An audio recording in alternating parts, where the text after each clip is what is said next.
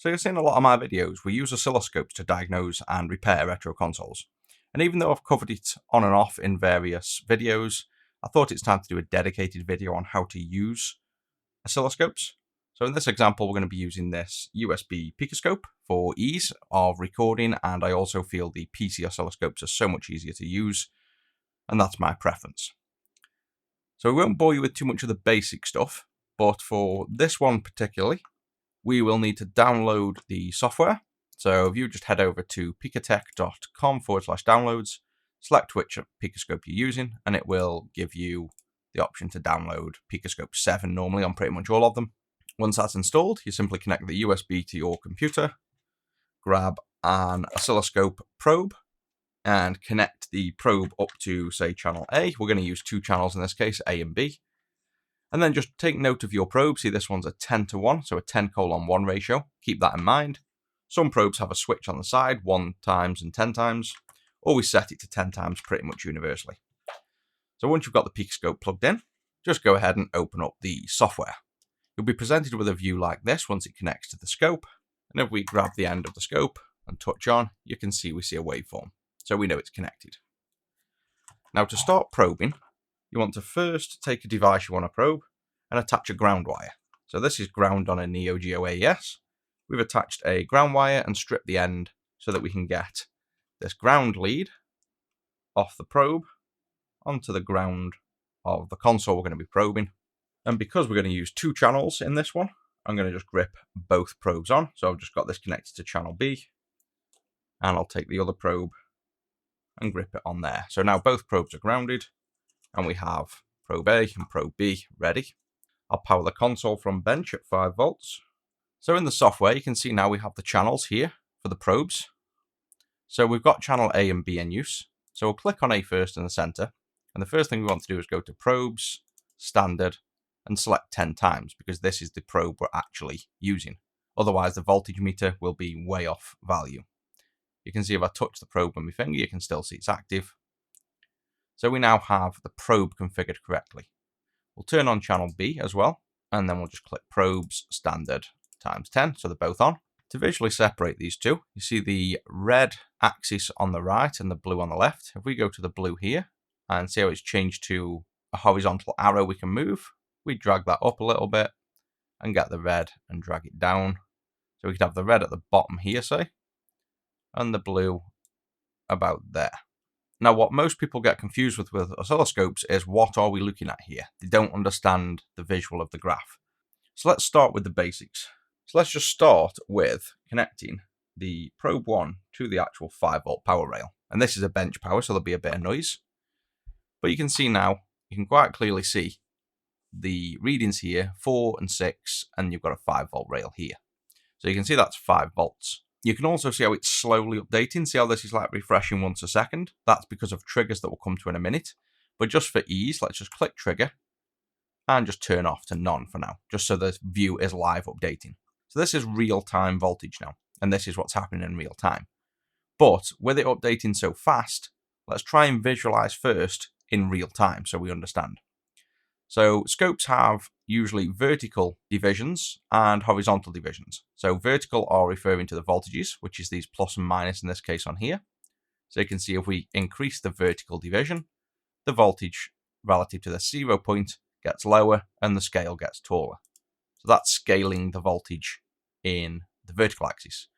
The horizontal axis is the time in real time, and that's in this instance here called scope, and it's got 1 millisecond per division, which means every square, every division, so this square here going across, this is 1 millisecond in time. So if we dragged out a ruler, say from the bottom here, and dragged over and put it between the bars, you can see here we have 1 millisecond delta. So there's a difference of 1 millisecond per division. And that's what all scopes typically refer to. When you see the reading, like 1 ms divided by div, it means for every square on screen, it's a millisecond. The same goes for the voltage here. So this says 10 volt. In this case, the 10 volt is referring to the entire screen. So you can see here, if we drag it down to be able to see the whole screen, the entire voltage range is 10.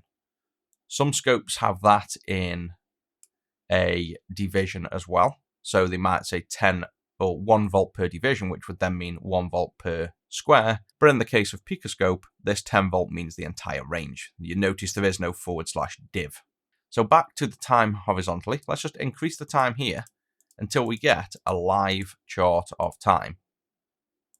So if we do this, you can see now every half a second per square. So if we counted a second, it'd cover 2 squares.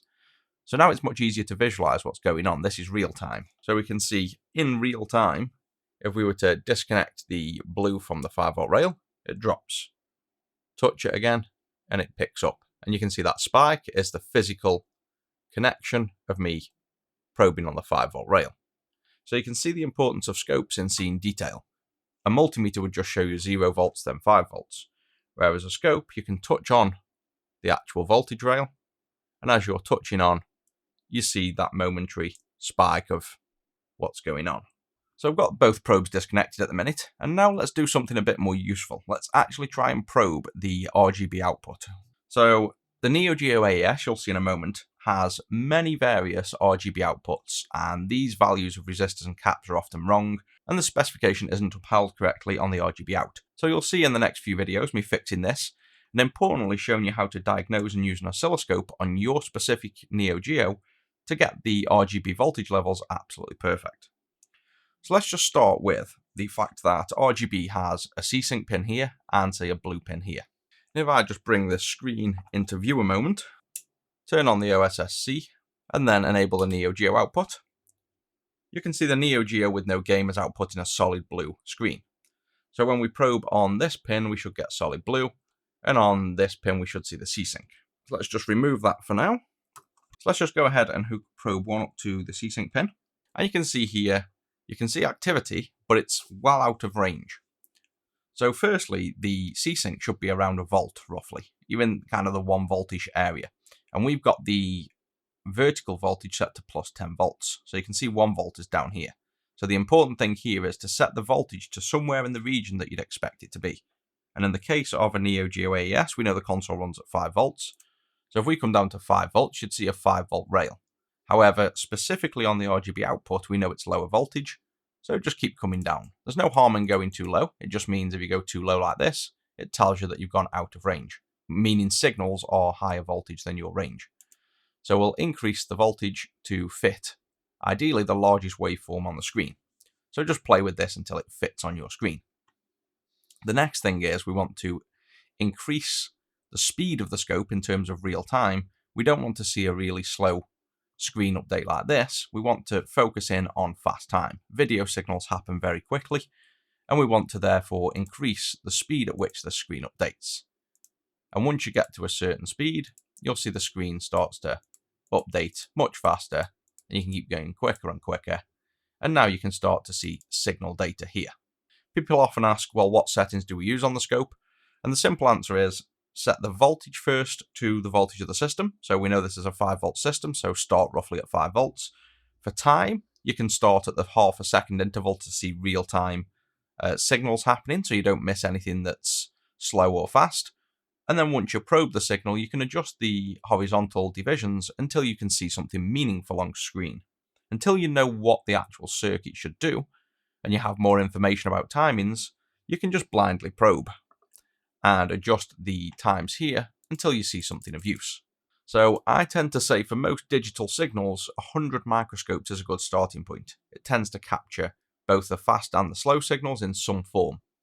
So a rule of thumb is I generally start most captures at 5 volts on the voltage and 100 microseconds, so US, on the divisions. That's kind of where I'd start. Because I know this video signal is 1 volt, I'm just going to lower this down so we get a nice big output. So the next important thing to be able to capture something meaningful here is to trigger on a rising or falling edge typically. And that means to, instead of updating the screen permanently and randomly in real time, we only want to update the screen when we capture, say, a falling edge. So to do that, it's something called a trigger. We click the trigger, click auto for now, and you can see already we've got this little yellow dot. And if we drag this yellow dot around, you can see, if we zoom in a little bit maybe, so it's obvious, where you're dragging around is where the screen captures and updates. So this is because what we've just changed it to is to capture on probe A, so source A, capture on a trigger type of simple edge. We've told it to be the rising edge, so when the voltage rises, we then capture an output. If we change it to falling, you can see it captures on the falling edge. And then this yellow pointer is how high or low the voltage has to be to trigger an update. So if we went into, say, above the voltage, it wouldn't update. It would just time out and update once a second. Same if we went below, it wouldn't update. If we went on the noise, you can see you're going to get sporadic updates. So you can see the screen kind of glitching. This isn't stable. So this is what you're trying to avoid, this kind of jittery screen. What you're trying to do is find a point on the signal where you can lock in a nice, smooth screen. And this gives us a reference point in time of something happening. In terms of Csync, if we go slower in time, you'll notice, see these longer periods here. This is the vertical sync. So Csync is formed of a vertical line, so every small pulse here is a line on screen, and then every long pulse that you can see intermittently flicking in and out here is when an entire screen is finished and it refreshes. So let's try, and if we see the waveforms here, click minus, it will stop the capture now, so this is no longer live. And you can cycle back through previous captures and see them frozen, so it's not constantly updating. We can see here this vertical sync, this is what I want to capture on now. If we draw some rulers, so clicking at the bottom left here, draw some rulers out, you can see you've got a vertical sync, so a low pulse lasting for 500 microseconds. Whereas these smaller ones, if we zoom in with the mouse wheel and drag in, you can see the smaller ones are much faster. So these are the line pulses. And you can see they're less than 10 microseconds. So what we could do, if we wanted to capture specifically when one of these big lines is happening, so if we just start that up again, we now want to capture one of these vertical pulses instead of all pulses. If we go to the trigger again, click change type, and we want a pulse width, so that's the width of the pulse that's gone low. We want to set the pulse direction negative because we want to capture on the drop of the pulse, so the low pulse. And in this case, we want the time to be, say, greater than 10 microseconds because that's faster than the small pulses. And now you can see here, if we zoom out in time, we're now capturing a very stable Csync where nothing's really changing. We've got a nice solid reference point. So now we know this is the start of a frame. So if we pause that, we can now capture using this first channel as a kind of start of frame. And then the next channel here, which will connect to the blue color, we'll be able to see it without it moving all over the screen because the blue will pulse. So you try to find, when you're doing a bit more advanced scoping like this, a point at which to lock on a signal where it stays stable. You can zoom in and out of the digital capture with your mouse wheel. So this doesn't increase the resolution. It just allows you to physically zoom in. So think of this like a digital zoom, not an optical zoom. If you want to zoom in optically, in a sense, you reduce the time. So this is now capturing faster and you're getting more information in real time. And you can still then digitally zoom in further. So it's useful for when you want to capture, say, a long period like this, but then at least zoom in to see roughly what's going on. So the mouse wheel is useful for that. We'll do one more thing as well. So this noise is coming from the switch mode bench power supply I'm using. And often when you're capturing digital signals and you're not currently looking for noise, we're not after noise here, we're just after digital signal capture.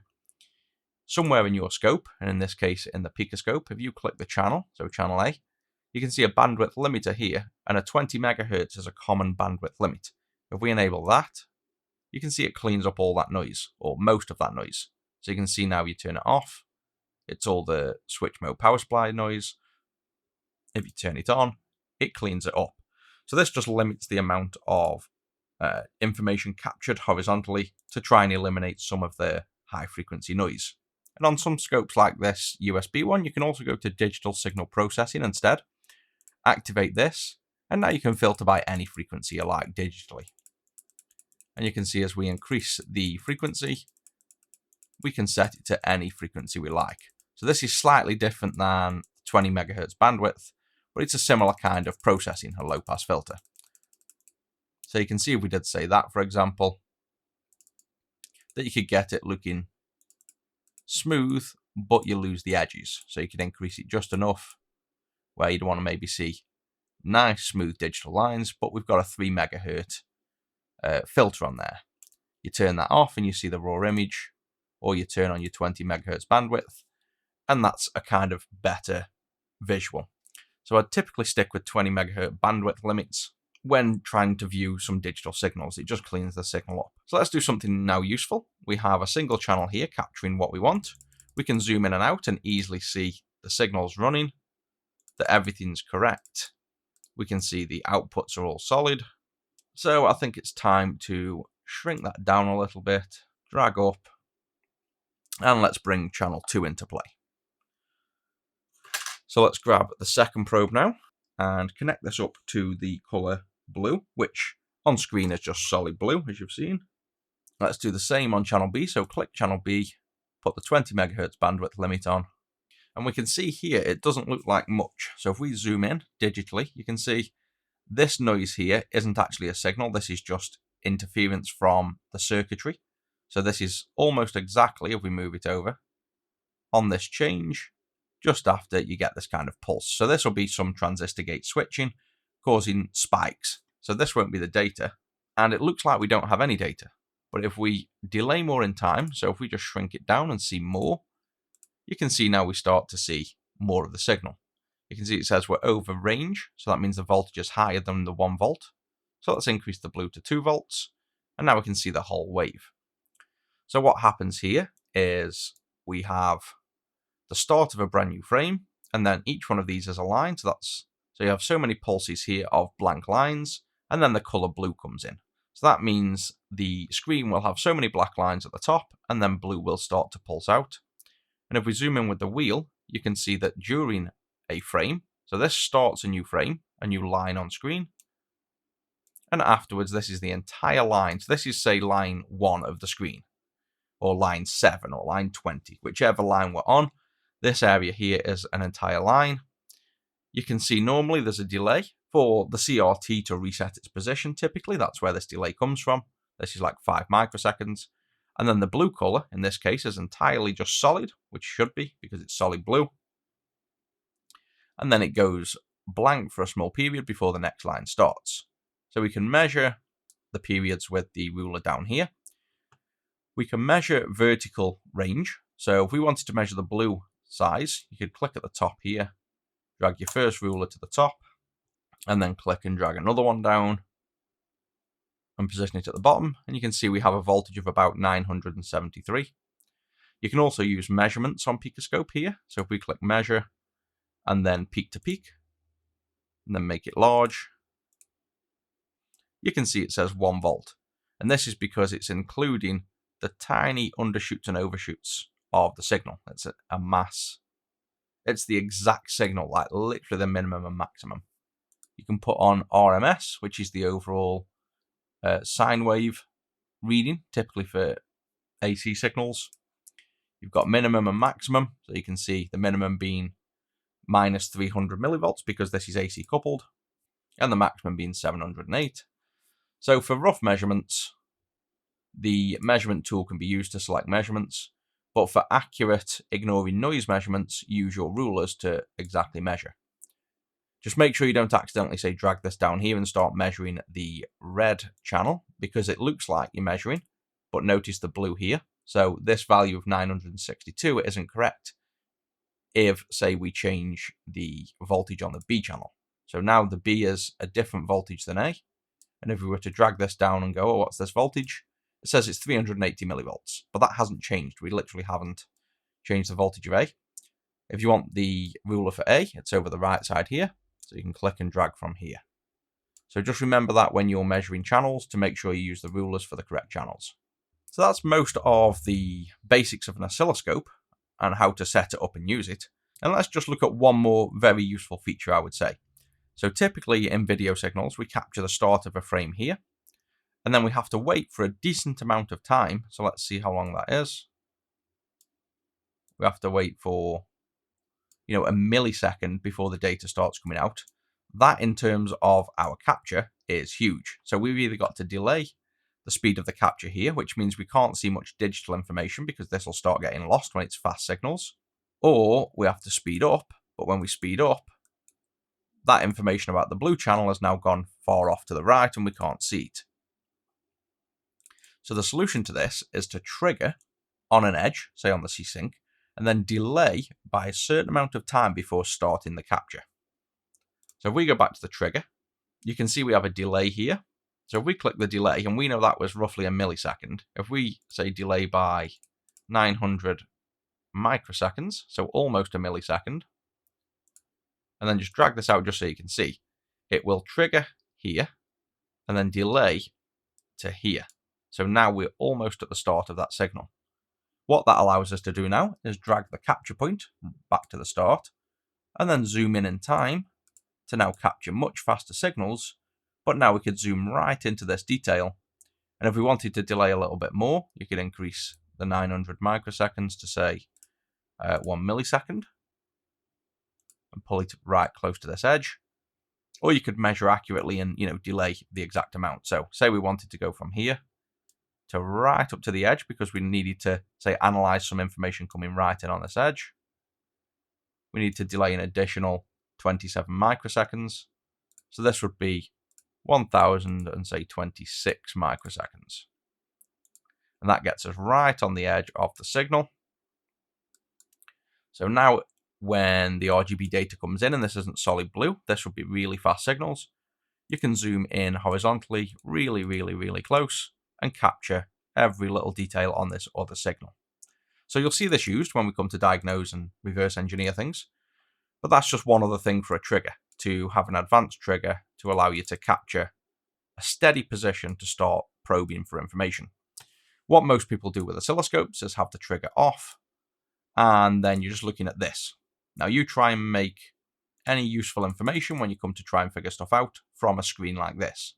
You can if it's just voltage up and down, but you can't do much about digitally checking if information's right. And there really isn't that much more to learn about using oscilloscopes. They seem scary to people, but they're honestly not hard to use. Make sure you've got your ground lead connected.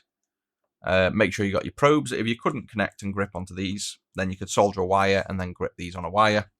Or alternatively, you can pull the end off and just probe around. So when you're probing around and not leaving it static, you'd typically probe around like this and probe on points.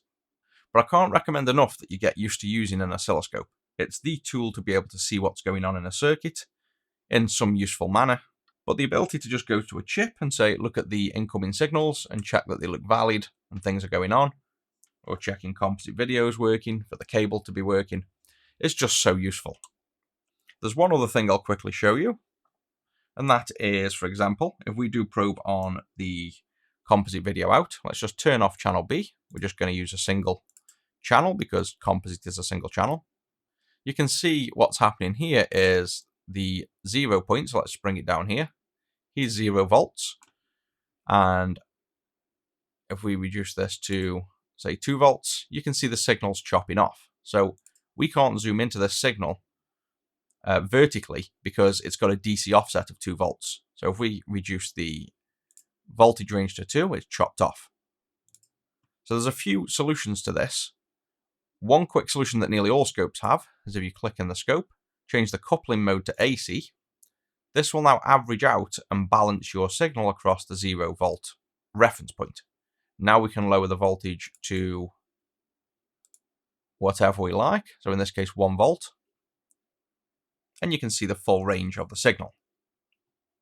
However, AC coupling can cause, when the signal changes, the signal to slowly fall like this and then let go. So if I go on slower to see this, if I touch on the signal, you can see it kind of falls. I let go, it disappears. Touch on, kind of comes in, because that's got to put a capacitor in line to AC couple the signal. Whereas the real signal, if we click on and show it, if we let go and touch, it's not actually doing that. So AC coupling, in my eyes, is a little bit of a hack to remove a DC offset. So if we go to the 20 microsecond, so if we see this signal here, some scopes have a DC offset option. So you can see here, this scope's got DC offset. So this allows us to offset by, and if we get a ruler again to measure the point accurately, we want to come just under here So we want about a 1.29, so call it 1.3 volt offset. So if we say 1.3 volt, we actually want a negative 1.3 because we want to pull it down. You can now see the signals on 0 volt. So we can pull 0 volt down to here. But you can see there is a limit. It has kind of reduced the overall ability to zoom in full screen. So if we go to negative, you can see it's lost the ability there. If we go to AC coupling, we gain that offset back. And there we have now a wider range. So AC coupling gives us full range ability. DC with an offset gives us a more stable voltage that isn't drooping, but you've got a slightly reduced range. So it's a balance between which you want. If we wanted to capture on then composite as just a quick example, we can capture, and it's almost the same as RGB. You'll notice the exact same trigger that worked on the RGB Csync works on composite. So the composite signal here is a full line there. So that's the start of a new frame. That's the line. That's another frame. That's a line. And then one thing you'll have here, this is the color burst, and you can see it's a really fast signal. So you'd want to have a delay on the line in order to capture that wave accurately. So let's just say we wanted to capture right on this wave to see if the color burst is accurate.